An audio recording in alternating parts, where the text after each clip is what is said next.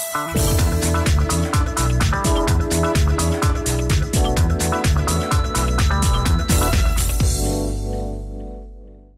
and welcome to VOA's Red Carpet. My name is Jackson Vunganyi. I want to thank you for joining us today on the show. As always, each week, right here on Red Carpet, we bring you the latest in entertainment news, in sports, in fashion, film, and television from around the world.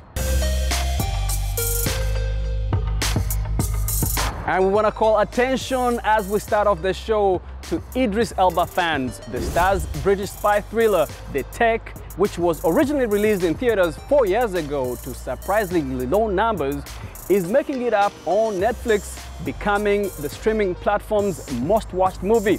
Now, we've learned that there's always room for a comeback, although the film, titled Bastille Day, in some places earned just $50,000 in domestic theaters in 2016, it is now one of Netflix's top 10 movies in the US.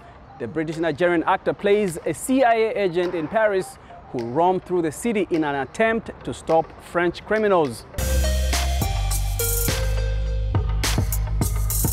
And from blackish to grownish, the Tinkerbell Yara Shahidi has become the first black actress to play the role of Disney's live-action Peter Pan. This decision follows the casting of Halle Bailey as the first woman of color to play the live-action Little Mermaid. Born to an Iranian father and African-American mother, 20-year-old Shahidi says that she's excited for her next adventure. The new film called Peter Pan and Wendy will feature Jude Law as Captain Hook. And now let's go to East Africa, in Kenya, where one photographer is sharing her perception of present-day Africa through vibrant, energetic images. In an interview with VOA's Heidi Adams-Fitzpatrick, Thandiwe Muriu explains why she describes her work as unapologetically African.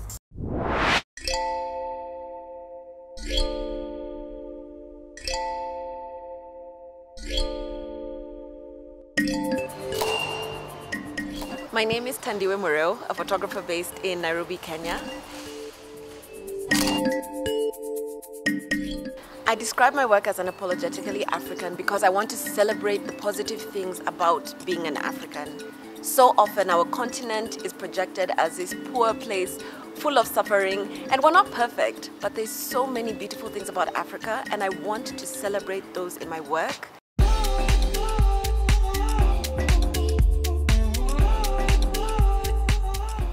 I think what's missing from the narrative about Africa and its people is our voice. So often we've had so many other people come to tell our story. I think it's one thing to have our story told by somebody from outside our context, but there's things that we see that they may not necessarily see because we live here, we have community here.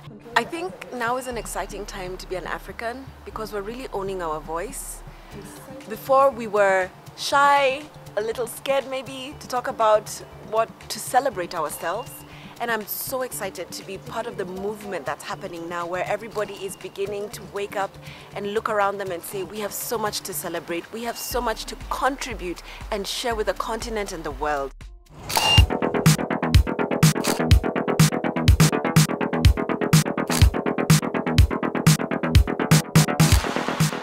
Recently in my work, I have been drawn to our history as Kenya and Africa in general, looking at what kind of traditional hairstyles did we have, what kind of traditional clothing did we have, and taking those elements and modernizing them and adding the pop of color that I have in my work and making modern nods to history.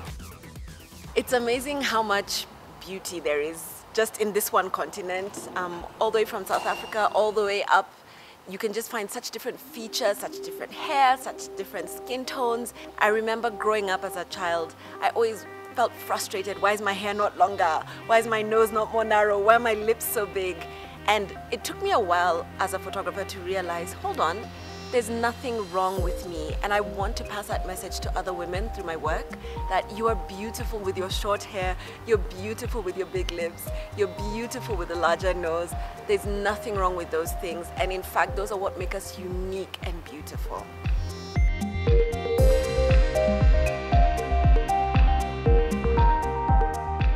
When I finished university, I was feeling pressure to be what every African parent wants their child to be: a doctor, a lawyer, an engineer. And I really struggled with the question of, can I do photography for the rest of my life?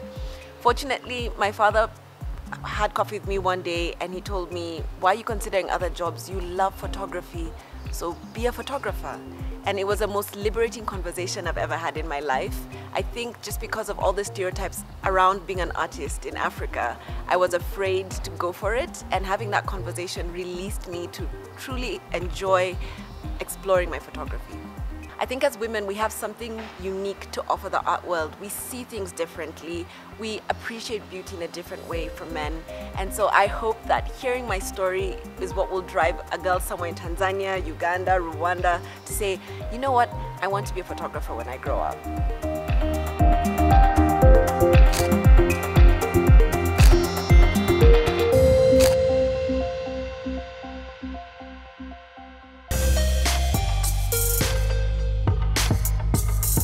And in another big win for Lizzo, the Grammy winner is telling fans that she is the first big black woman on the cover of Vogue magazine.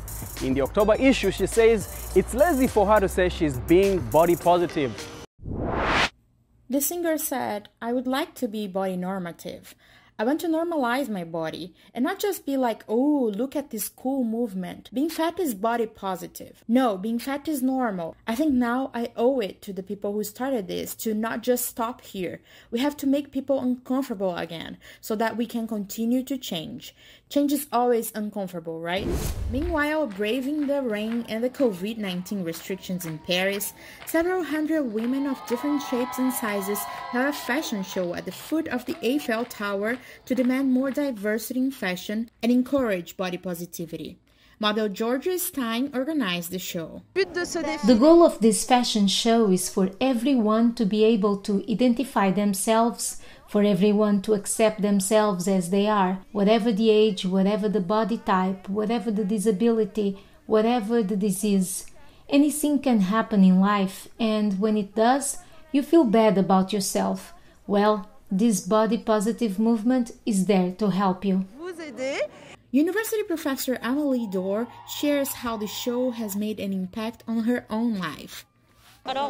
For me, this is a great opportunity to convey the message that all women are beautiful, all shapes, all sizes, all ethnicities, and it also gave me the opportunity to boost my own self-confidence and to feel even better about myself, more beautiful, more liberated, and I loved it.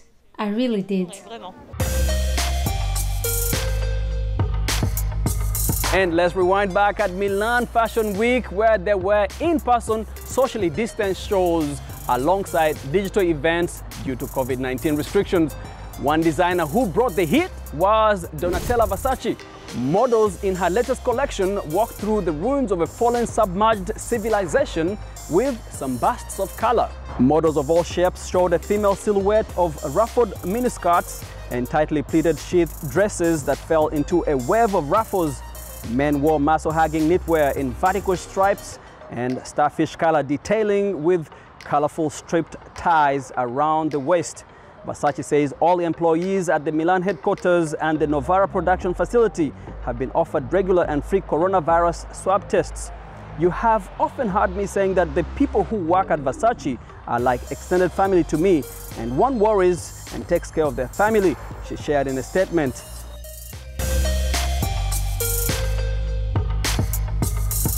Now, COVID-19 pandemic has had a huge impact on professional musicians, with concerts, festivals, tours, and award shows around the world cancelled or put on an indefinite hold.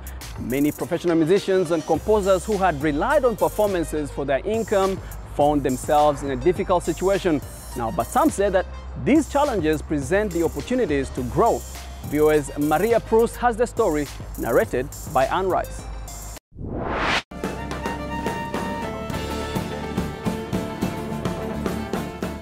A fiery mix of bluegrass, Irish, folk and rock music brought by a DC-based band Scythian has been entertaining a Facebook crowd live twice a month.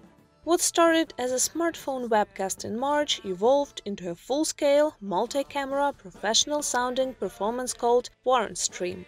Every stream will have between 15 and 20 festivals and music venues partnering and cross-posting with us. And so we've been averaging about 50,000 views per stream. I mean, we don't get paid for those views, but we ask people for Venmo tips or like PayPal, and the people have been incredibly generous. So that's how we've been surviving till now. Not only did Scythian largely depend on the festivals they were planning, their 6th annual Bluegrass Festival in Virginia mountains that attracted over 8,000 people last year. Entertainment has always been recession-proof. So our band has survived 2 recessions. When people are doing poorly in recessions, they want to go out and forget. And we're excited about this year, and then all of a sudden, yeah, it's probably not going to happen. But I think if we can keep on growing our fan base with the corner streams, then when we go back to doing the festival, more people are going to know about us than ever before. Andrew Krause, a Maryland-based concert pianist, has also started his Facebook classical music series called Respite. He says he has always advised his students to look for sources of additional income, but it's up to the audience whether or not to support his work online. If you want artists to be able to produce content, you have to support us. Because if we are working 18 hours a day at something else, then we don't have the energy, time, and ultimately the expertise to produce anything for you that you're really going to want to listen to. It will truly become the age of the amateur. Meanwhile, Krause advises musicians to keep their hopes up and teach online. A little bit different, but you can learn to use that technology and make it work for you. And this is a great time for it. I mean, it's summer, the kids are out of school, they can't go anywhere much. So this would be the time to go and advertise. Teaching is something New York City-based opera singer Antonina Chekhovska is focusing on now. Really build a studio and sort of start my own brand, because I'm also at a place where I know what I'm doing. Like I'm not world famous, but I know what I'm doing. I'm singing. Musicians agree that if the industry survives, it's going to come out of the pandemic looking very different. And musicians will no doubt be able to develop a whole new creative approach. Maria Krause in Washington, VOA News. Now, at a time when the coronavirus is wreaking havoc on business around the world, the film industry in Nigeria's mainly Muslim north is thriving. The region's movie machine, dubbed Kannywood after its largest city, Kano, has become the main source of entertainment for West Africa's 80 million Hausa speakers. We hear from Jamil Abdulsalam, CEO of Netflix, Kannywood's new online stream platform. The idea behind floating Netflix is to solve a problem, which I mentioned, 3 main problems: accessibility, piracy, and quality of the content produced, and of course, to make money. Netflix has seen its client base soar since authorities imposed lockdown to contain the coronavirus pandemic back in March, and Kannywood movie producers like Uze Usman are taking their work to the next level because of it. It now makes us as movie makers from the northern part of Nigeria to up our game, because it makes us to understand that our major clients, our major audience from the northern part of Nigeria are moving to stream. And we end the show with some basketball. The NBA Finals are underway between the Los Angeles Lakers and the Miami Heat. A big achievement for both teams as neither made the playoffs last season. Lakers duo LeBron James and Anthony Davis will face the Heat's Bam Adebayo and Jimmy Butler. Nigerian-American Adebayo is having a record year at just 23 years old in his first postseason as a starting forward. The finals of the shortened season are taking place in Orlando, Florida, at an isolated part of Walt Disney World because of the coronavirus. And with that, we come to the end of our show today. My name is Jackson Vunganyi. I want to thank you for hanging out with me. For more entertainment news, remember to check us out at voanews.com. We are also on social media, on Instagram, on Facebook, and on YouTube, where you can watch our videos. Until next time, stay healthy, stay safe. Goodbye, everyone.